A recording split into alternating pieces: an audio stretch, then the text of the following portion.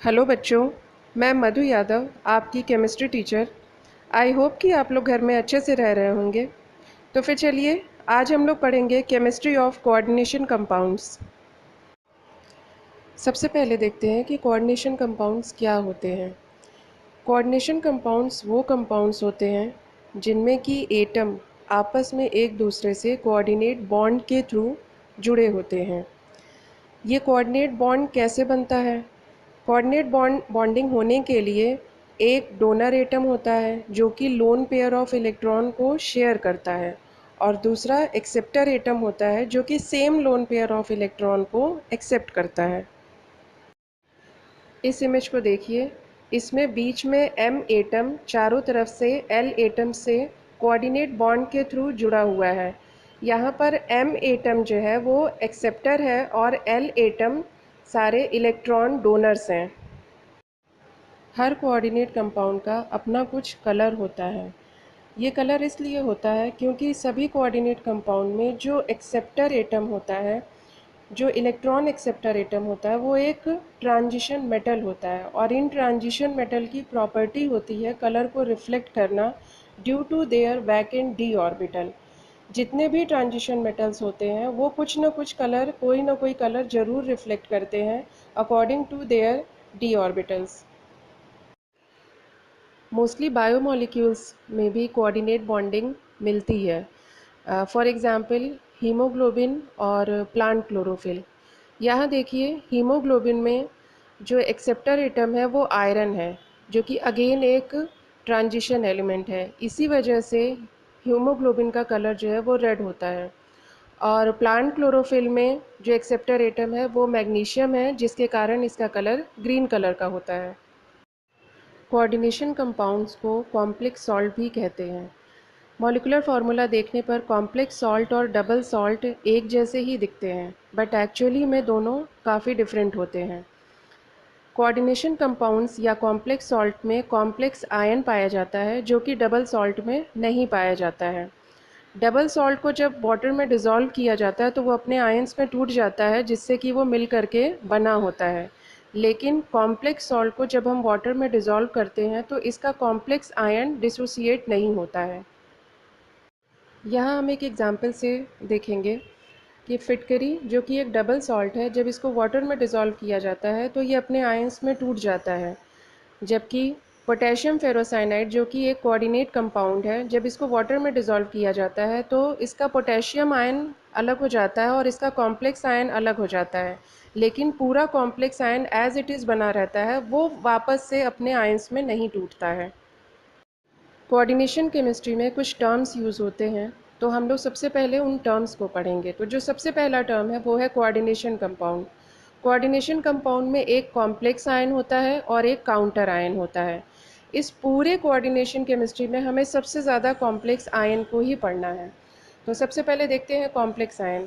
Complex ion में एक central metal cation होता है, जो कि चारों तरफ से मॉलिक्यूल्स या फिर आयन से जुड़ा हुआ होता है। इन मॉलिक्यूल्स या आयंस को लिगैंड्स कहते हैं। ये लिगैंड्स न्यूट्रल मॉलिक्यूल्स भी हो सकते हैं या फिर चार्ज्ड मॉलिक्यूल या आवेशित मॉलिक्यूल्स भी हो सकते हैं। इन लिगैंड्स के पास में at least one unshared pair of electron या फिर एक लोन पेयर होना ही चाहिए। ये एग्जाम्पल में देखिए, टेट्रामीन डाइक्लोरो कोबाल्ट का एग्जाम्पल दिया हुआ है। यहाँ पर कोबाल्ट जो है वो सेंट्रल मेटल केटायन है, और ये जो चार अमोनिया के मॉलिक्यूल्स हैं ये सारे लिगैंड्स हैं, और जो ये दो क्लोरीन के एटम्स हैं ये दोनों काउंटर आयन हैं। नेक्स्ट है coordination sphere. Central metal ion या एटम के चारों तरफ का वो स्पेस जिसमें लिगेंड्स पाए जाते हैं उसको कोऑर्डिनेशन स्फीयर कहते हैं। नेक्स्ट जो इसमें सबसे ज़्यादा यूज़ होता है टर्म, वो है कोऑर्डिनेशन नंबर।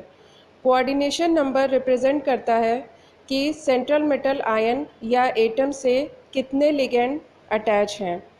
यहाँ एग्जाम्पल में देखिए, कोऑर्डिनेशन नंबर और कोऑर्डिनेशन स्फीयर दोनों क्लियरली विजिबल है। Werner's theory. एल्फ्रेड वर्नर, जो कि फादर ऑफ कोऑर्डिनेशन केमिस्ट्री भी माने जाते हैं, इनकी थ्योरी के अकॉर्डिंग जो सेंट्रल मेटल आयन या एटम है वो दो तरह की वैलेंसी को रिप्रेजेंट करता है। पहली है प्राइमरी वैलेंसी और दूसरी है secondary valency. Primary valency central metal ion या एटम के ऑक्सीडेशन स्टेट को रिप्रेजेंट करती है, जिससे हमें ये पता लगता है कि इससे कितने काउंटर आयन अटैच हो सकते हैं। दूसरी है सेकेंडरी वैलेंसी। ये secondary valency central metal atom या आयन के कोऑर्डिनेशन नंबर को रिप्रेजेंट करती है, जो कि अगेन ये बताता है कि इससे कितने लिगैंड्स अटैच हो सकते हैं।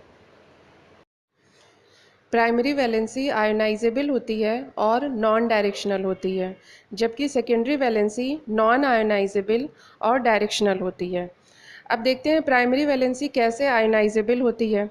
एग्जाम्पल में देखिए, अभी हमने आपको बताया कि प्राइमरी वैलेंसी ये रिप्रेजेंट करती है कि कितने काउंटर आयन कॉम्प्लेक्स आयन से अटैच हो सकते हैं। जैसे ही कोऑर्डिनेशन कंपाउंड को डिसॉल्व किया जाता है, सबसे पहले उसका काउंटर आयन ही अलग हो जाता है। इसीलिए हम कहते हैं कि प्राइमरी वैलेंसी आयोनाइजेबल होती है, जबकि सेकेंडरी वैलेंसी नॉन आयोनाइजेबल होती है, क्योंकि सेकेंडरी वैलेंसी जो है वो नंबर ऑफ लिगैंड्स को रिप्रेजेंट करती है और ये लिगैंड्स सेंट्रल मेटल आयन या एटम के साथ में मिल करके कॉम्प्लेक्स आयन का फॉर्मेशन करते हैं, जो कि डिसॉल्व नहीं होता है। किसी भी सेंट्रल मेटल एटम या फिर आयन की प्राइमरी वैलेंसी वेरिएबल हो सकती है, जबकि सेकेंडरी वैलेंसी एक फिक्स नंबर होता है। प्राइमरी वैलेंसी क्यों वेरिएबल हो सकती है? क्योंकि कॉम्प्लेक्स आयन के अंदर जो ट्रांजिशन मेटल प्रेजेंट है उसकी प्रॉपर्टी होती है वेरिएबल ऑक्सीडेशन स्टेट शो करने की।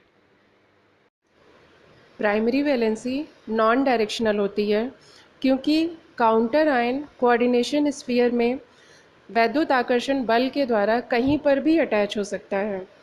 इसीलिए हम कहते हैं कि प्राइमरी वैलेंसी जो है वो नॉन डायरेक्शनल होती है, जबकि सेकेंडरी वैलेंसी में ऐसा नहीं होता है। सेकेंडरी वैलेंसी हमेशा डायरेक्शनल होती है, क्योंकि लिगैंड्स जो हैं वो कोऑर्डिनेशन स्फीयर के अंदर उनकी एक फ़िक्स पोजीशन होती है, जो कि पूरे के पूरे कॉम्प्लेक्स आयन की एक ज्योमेट्री को डिफ़ाइन करते हैं। अब अगर मान लीजिए कि किसी भी सेंट्रल मेटल एटम या आयन की सेकेंडरी वैलेंसी 6 है, तो उसके लिगैंड जो है वो ऑक्टाहेड्रल मैनर में अरेंज होंगे। और यदि सेंट्रल मेटल एटम या आयन की सेकेंडरी वैलेंसी 4 है, तो उसके लिगैंड्स या तो टेट्राहेड्रल मैनर में अरेंज होंगे या फिर स्क्वायर प्लेनर मैनर में अरेंज होंगे। तो हम ये भी कह सकते हैं कि सेकेंडरी वैलेंसी जो है वो कॉम्प्लेक्स आयन की स्टीरियोकेमिस्ट्री भी हमें बताती है। एग्जाम्पल ए में देखिए, यहाँ पर कोबाल्ट 6 कोऑर्डिनेट बॉन्ड के थ्रू न्यूट्रल लिगेंड अमोनिया के साथ अटैच है। सो इसका कोऑर्डिनेशन नंबर 6 हुआ। अब चूंकि इसका कोऑर्डिनेशन नंबर 6 है, तो ये ऑक्टाहेड्रल ज्योमेट्री को शो करेगा। उसी तरह से एग्जाम्पल बी में complex ion coordination number 4 show कर रहा है। जिन भी कॉम्प्लेक्स आयन का कोऑर्डिनेशन नंबर 4 होता है वो या तो टेट्राहेड्रल ज्योमेट्री को शो करते हैं या फिर स्क्वायर प्लेनर ज्योमेट्री को शो करते हैं। कब टेट्राहेड्रल ज्योमेट्री होगी और कब स्क्वायर प्लेनर ज्योमेट्री होगी, ये जब हम लोग कोऑर्डिनेशन कंपाउंड की स्टीरियोकेमिस्ट्री को पढ़ेंगे तब वहाँ पर डिस्कस कर लेंगे।